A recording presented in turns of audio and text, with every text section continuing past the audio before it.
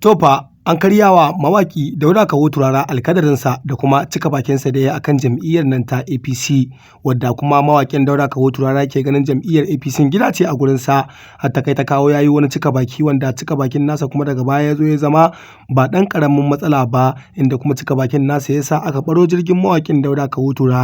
To ga dai cikakken rahoton nan da bayanin kai tsaye na zuwan maka a cikin wannan channel ɗin tamu mai suna KANNYWOOD Blogger TV, yanzu nan ba tare da ɓata wasu lokuta ba.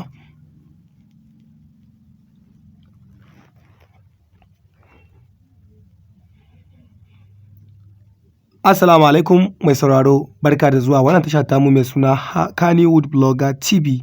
To da Allah ne wannan zuwan ka na farko ka daure ka dangwala mana subscribe kana ka danna mana alamar rawa, domin hakan shine zai baka damar samun cikakkun bidiyoyin mu da kuma zafafa a kan lokaci da zaran mun dora. Mun gode da kallon wannan tasha tamu mai suna KANNYWOOD Blogger TV da kuke yi a koda yaushe. Godiya ta musamman ga dukkan masu sauraron mu a cikin wannan channel ɗin tamu mai dimbin albarka. So mai sauraro ka karkaɗe kunnen ka sannan ka gyara zama domin jin cikakken wani rahoto a tattare da mawakin Dauda Kahutu.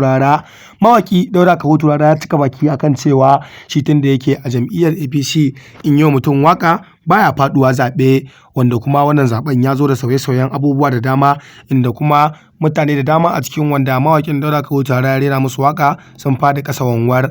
A cikin su zamu lissafa muku mutane da yawa wanda mawakin Dauda Kahutu ya musu waka kuma sannan sun fadi, kuma duk yan jam'iyyar APC ne, sannan kuma mawakin Dauda Kahutu wannan alkadari nashi ya karye. Da farko dai mawakin Dauda Kahutu ya yi wa Matawalle waka, wanda kuma Matawallen Zamfara shine nan gwamnan Zamfara mai neman komawa, wanda kuma a yanzu haka Matawallen Zamfara ya fadi ƙasa wanwar. Mawakin Dauda Kahutu na biyu ya yi wa Air Marshal Sadiq waka na garin Bauchi, wanda kuma Sadiq Air Marshal shine dan neman takarar gwamnan jihar Bauchi a jam'iyyar APC, wanda kuma Sadiq Air Marshal shi ma ya sha ƙasa wanwar inda ya faɗi ƙasa wanwar.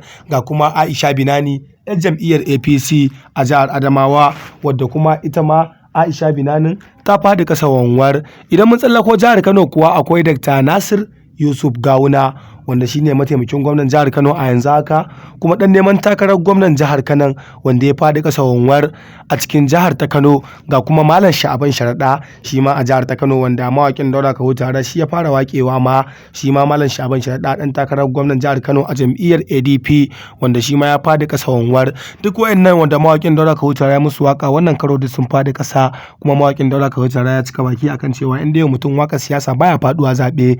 A yanzu haka dai an kawo ƙarshen mawaki Dauda Kahutu da wannan cika baki da yayi. To mai sauraro me ra'ayin ka tattare da wannan bidiyo da maka ya kamata a ce ka turo mana sakon ka ta hanyar zuwa kasan bidiyon namu kai mana comment, domin kuwa muna yin duba da sakonnin ku da kuka saba kuma na koda yaushe da zarar mun dora muku bidiyon mu babu kakkautawa. Mun gode da gudunmuwar kallo da kuke ba mu kullun a wannan tashar tamu mai inganci.